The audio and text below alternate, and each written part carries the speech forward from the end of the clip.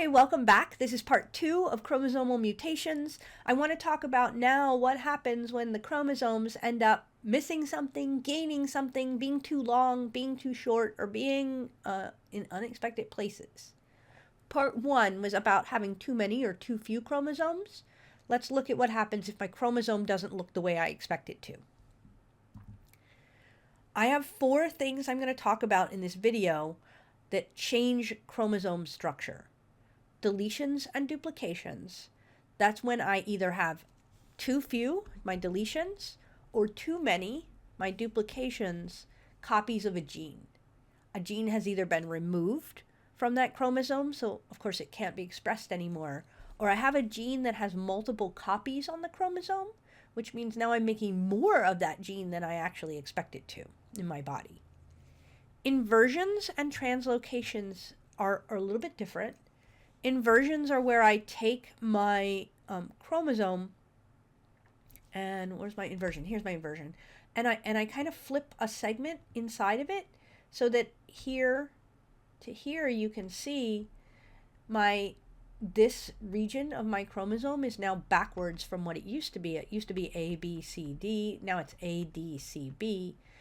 We're actually flipping the direction of the genes. That could mean that the promoter is not where the body expects it to be.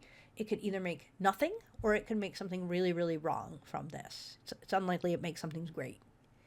And translocation, which we have seen already in the familial Down syndrome cases where 2 non-homologous chromosomes align during prophase 1 and form chiasmata and swap parts, and that results in part of one chromosome being in a place that you don't expect it. It's stuck to a chromosome that it didn't originate on. And that can be passed from generation to generation. And so down here, D and E down here are showing various versions of translocations. I'll point out that translocation, trans means across, location means location, so it's changing location. So I want to highlight each one of them briefly, and then maybe for some of them give you some examples of the expression of these so that you can hold on to them. I will point out that at no point am I going to give you a set of symptoms and actually ask you to define a disease. I'm using them as a way for you to have something to hold on to, an example of what happens when you are got too many chromosomes or too few chromosomes, not so you can diagnose somebody with a chromosomal problem. So when I have a deletion, I can vary that deletion based on whether it's at the end of the chromosome or in the middle of a chromosome. A terminal deletion is what happens when the piece of the chromosome is missing from the end. And that means when it goes through the process of copying this, it actually just broke here and A came off, the gene A came off. If I have an inside the chromosome deletion, it's an intercalary deletion. I actually end up accidentally forming this loop where you see this A, B, and now here's C, and here's D. I form this loop, and so when I form this loop, it gets omitted from the process of being copied. When I copy this region, the mechanism for copying, which we're coming up on soon, just before spring break, I know you did it in Bio 1, but we'll talk about that again. We end up making a copy with this loop missing. This is not a plasmid, this just gets lost. It's called a compensation loop. It can form during synapsis, or it can form during S phase when I'm copying it over. One of the most most recognizable forms of a deletion problem is Cri du Chat. It's on the chromosome here, the 5th chromosome. Children born with Cri du Chat have 46 chromosomes, so they don't have an unexpected aneuploidy. They don't have an unexpected number of chromosomes, but their 5th chromosome is missing part of the P arm. You can see it right here. I don't know if I make it big, if you can see it. You can see it right here. This results in a whole host of developmental problems, but surprisingly less, for considering how important chromosome 5 is to development, less than you would think. Some individuals with Cre du Chat are able to function almost completely normally. There are some mental developmental issues. There's certainly some physical developmental issues. One of the most recognizable is when children are born with Cre du Chat, they have a characteristic cry in the nursery that sounds more like a cat, which is this name. This is the cry of the cat, Cre du Chat. And so it's really easy to recognize, even before we understood chromosomal abnormalities, that there was a problem in development. We don't understand this completely, and it may be that the body compensates. So some children with Cre du Chat don't show hardly any problems. The lifespan, if you make it past the first 2 or 3 years, is completely normal. And some people actually have no noticeable effects besides some physical effects. Some people are profoundly affected by that missing part of chromosome 5.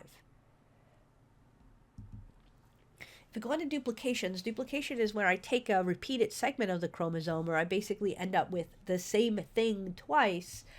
Here you can see I have CC together. That's a duplication.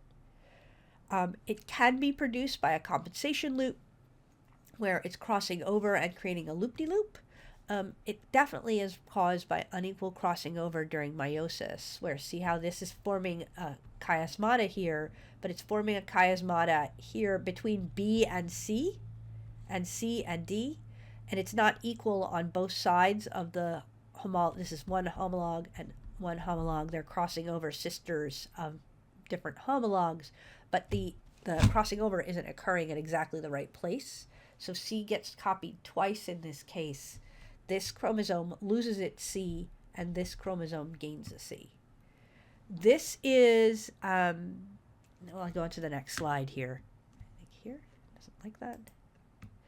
This results in a lot of phenotypic variation.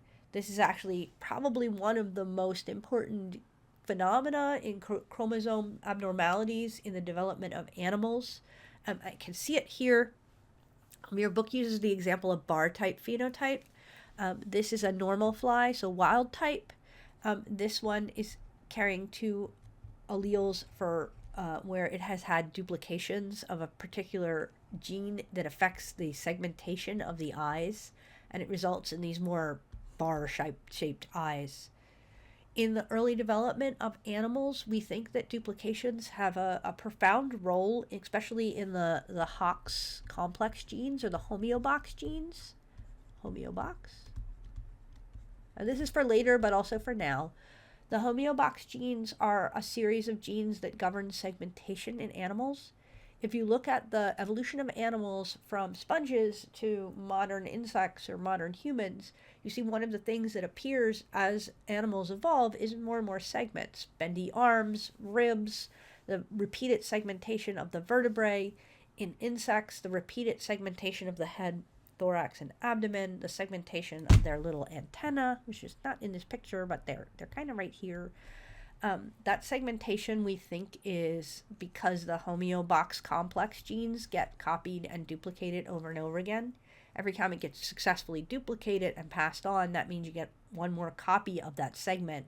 And so we go from being something like a blob to something more like an earthworm, where this blob gets repeated over and over again. It's inherited. It definitely affects the phenotype, but I think that duplications probably have massive evolutionary impact on the evolution of animals. Not so much plants, for the same reason we talked about in the last one. They're making polyploids, but they don't have any body structure that needs to be carefully regulated. They don't have those segments that need to be in the right place. We have a lot of repeated genes that have repeated body structures, but they got to be in the right place. I also want to point out that we see a lot of copy number variants across duplication series. The whole sections of the genome get repeated, and we use these partially in crime scene analysis. We look for short tandem repeats, or STRs, where I look for the same CCA genetic code repeated over and over again. Those seem to vary between individuals. You and your parents probably don't have identical short tandem repeats. So if I look at enough of those regions, I can actually identify you from your genes as a unique individual. They're very useful and in identifying individuals in a crime scene or in other reasons where I want to do that, because they often affect non-coding regions. Those short tandem repeats or the copy number variants don't affect the phenotype if they don't affect the code, but they persist from generation to generation. They get passed on, but they don't really do anything. When we find them in coding regions, that means that they get expressed, then we find that they actually have an effect on the phenotype. We think that 2/3 of the human genome is just these copy number variants. So a bunch of copies that accidentally got duplicated over many, many, many generations of passing your genes on. Now, sort of as a note, we mentioned Huntington's disease as our go-to dominant expressed disease. It's dominant and lethal, meaning that if you have it, you die. But Huntington's has an interesting variation that allows it to be late onset. So the reason Huntington's can be successfully passed from generation to generation is that it doesn't actually affect you until after you've made babies. You don't, until modern medicine, you don't know that you have it, so you pass that gene on and then it kills you. It seems to be that there is a short copy repeat of a series of CAG base pairs on the gene that causes Huntington's. And those short copy repeats seem to be the actual reason for expressing Huntington's disease. The number of repeats that you have is inversely related to the age of onset. So few repeats, the age of onset is later. More repeats, the age of onset is younger. And that seems to be what's controlling, probably evolutionarily, that if you have too many repeats, Huntington's would express too early for a person to reproduce. If you have a lot of repeats, it could be late 40s before you actually express it, and by then you've passed those genes on.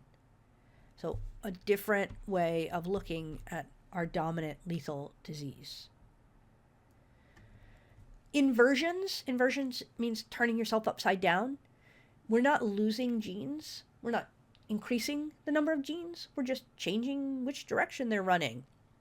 A segment of the chromosome is rotated 180 degrees when we're doing copying of the gene. We form a loop. The loop breaks here and then rejoins. It then is now running the other way. This can be that none of those genes work anymore, or it can be that they're accessed in the wrong order depending on what genes they are and where they are. So this is a picture of a Peri, P-E-R-I centric inversion. I want to show you two different types of inversions that can occur. Paracentric inversion, so spelled differently, P-A-R-A. Para means like parallel. It's alongside of or right next to. It doesn't include the centromere. Here, in this case, these two chromosomes, they're forming a loop. And I went back and forth on giving you a homework about this. I think I ended up just giving you a picture of it. The homework was great till the last question was when it was like this bonkers solution to solve a triplet chiasmatiform on this, which I thought was outside of what we needed to do. But there are some practice problems looking at this as well, if it's interesting to you. This blue one is completely normal. This yellow one on the bottom, completely normal. But what happened is this blue one and the yellow one, these two sisters, form chiasmata. They loop-de-loop around each other, and they end up flipping directions. Because this doesn't involve the centromere, we call it para, or paracentric. Peri, and I made the words move to the other side to help you. Peri means around or surrounding. Perimeter is your word for peri. Pericentric is when the centromere itself is involved. My understanding is this is actually more common, but that may just be that we're more easy at recognizing this. Translocation errors are when I move one gene or one segment of genes from one chromosome to a different chromosome. So the trans across my location. Reciprocal translocation is when we're exchanging genes across two different chromosomes. I have two non-homologous chromosomes align. Those non-homologous chromosomes synapse, they cross over and they swap bits. But that means now the chromosomes, as they pull apart, have different genetic information than they were supposed to have on them. They don't, the genes are supposed to be at the same locus, the same location. Now they have genes at the wrong locus, the wrong location. Back to familial Down syndrome, the translocation, the Robertsonian translocation, is between chromosome 21 and 14. Your book has, at this part, it's in 8.8 in your textbook, it has like a pullout that talks about this a little more. Again, if this is your interesting mutation or change that you're interested in for your paper, I think this will be more interesting than going with the better known, probably to you, form of Down syndrome. But I'd kind of like to see both of them if you're going to do it. One last little point here, two last little points. Fragile sites are areas that are more on a chromosome that are more likely to break. Fragile X syndrome is when you have a chromosome, an X chromosome, and a piece of it tends to break off. You end up missing part of the genes that are supposed to be on the X. This seems to be triggered by not enough folic acid. Folic acid is something that we have learned over the last 50 years is essential in the development of nerves. It is essential in the development of the spinal cord and the brain during early development, but it also seems to support the development of proper synapses and crossing over. Folic acid is found in dark leafy greens. It's also good for your eyes. There's a reason why you should be eating kale. If you think you're pregnant or you are trying to become pregnant, one of the most important things you can do for your developing embryo, especially before you know you are pregnant, is to make sure that you are taking in enough folic acid. Pregnancy vitamins, part of what they are is really high in folic acid to promote proper development of the nervous system, but also to prevent the breakage of the chromosomes. These sites are areas where the chromatin during the formation of the chromosomes do not wind up as tightly as they should, so they're more susceptible to breakage in the absence of folic acid. I put it here. I'm going to try to link it on the Canvas site as well. You should be able to click through this one. I think this will take you to let me know if it doesn't. It should take you to a little movie showing you all of these happening and sort of moving. I can draw them, I can put them in the slides, but I can't make them move. And I think for chromosomal abnormalities, when we talk about deletions and duplications, seeing them in action may actually help you a lot. This is in the textbook as well. So if you go through the textbook and you read through the chapters on 8.4 to 8.8, they have this one, and I'll put a second movie up as well that they've included to show the movement of the chromosomes during these processes so you can see them aligned. They're actually really good. So I have a little bit of practice with me because I know you love practice with me.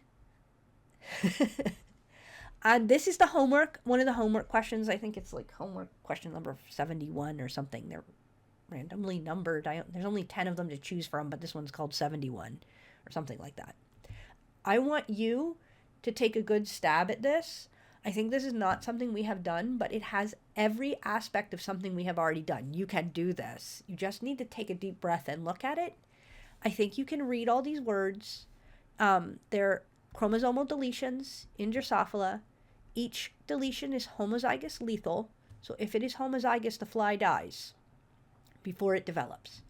If the fly is heterozygous, a deletion combination is lethal if there are two deletions overlapping each other. Because if you have two deletions that overlap each other, some of each piece of incredibly important information is lost, and therefore the fly does not develop. We've mapped 5 deletions. This is deletion 1, 2, 3, 4, 5, and we've charted them against each other here to see what happens when they overlap. If deletion 1 happens and it overlaps itself, the flies die.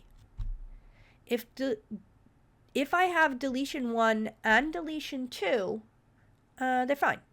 So that means they don't overlap. Deletion 1 and deletion 3 kill the fly. That means they overlap. You are asked to drag here. This is showing you a map of the chromosome. So this is the whole chromosome, and I've cut out part of it. There's some words up here.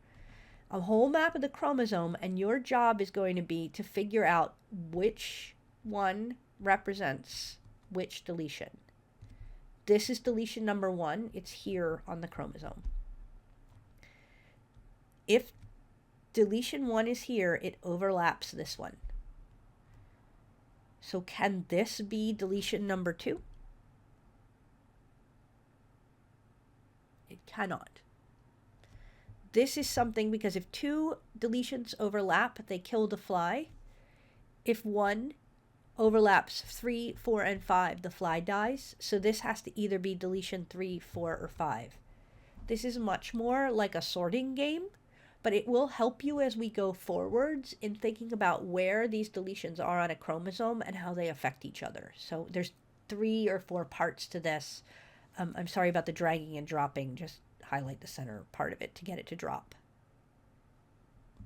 I do have some other practice with me.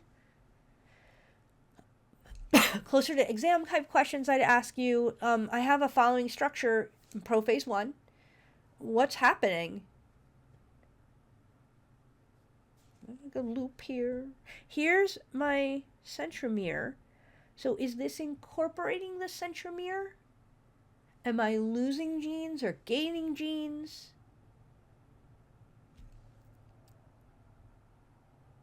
It's a good question, right? I'm actually doing either or. It's not clear from here. Either C and D are being put in or C and D have been removed. I'm deleting or inserting here. I'm not paracentric inversion because I would be around the centromere. Practice question number 2. Which of these may be due to unequal crossing over? So when I cross over, it doesn't happen the way it's supposed to be. It happens a little wonky. Give you a second.